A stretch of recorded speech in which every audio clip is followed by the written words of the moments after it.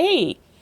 Over 5 years ago, I made a webinar on negative reinforcement that you will find in the description of this video.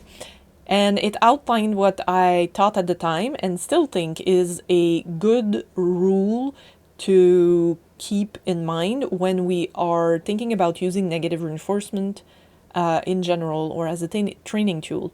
And so I find myself coming back to this now because I have seen people embracing the fact that negative reinforcement is not in itself wrong or bad. Rather, it's the application we make of this principle that is problematic. And so I'm sharing here because currently I'm seeing people who are having trouble coming to terms with the fact that the principle itself is not bad, and then trying to categorize what makes it bad or not in its application. And people tend to go towards, if you have not planned it, it's not problematic. That doesn't make any sense because to the animal, it doesn't matter whether you planned it or not. And there are some very important applications that you want to be planning for that are absolutely appropriate. So the rule was, negative reinforcement is acceptable to me if our goal is for the aversive to lose its aversiveness. When people use shock collars, choke chains, ear pinching, they aim for that aversive to keep being aversive, and they're trying to get behavior because of the aversiveness of the aversive.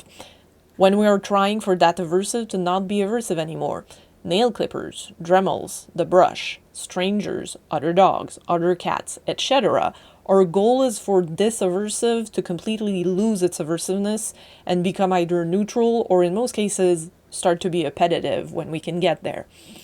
So that's a huge difference. And the whole rule for me was, our aim is for the aversive to lose its aversiveness by giving control to the animal over that aversive, and also while trying to be at the lowest intensity possible.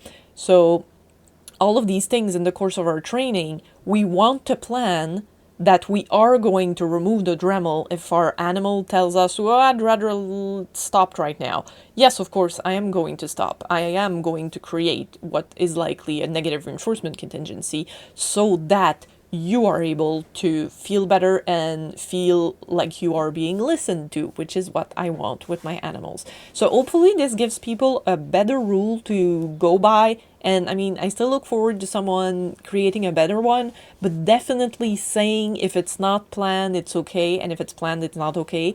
That is not a good way to help you clarify what might and might not be a good application of negative reinforcement. I hope that helps.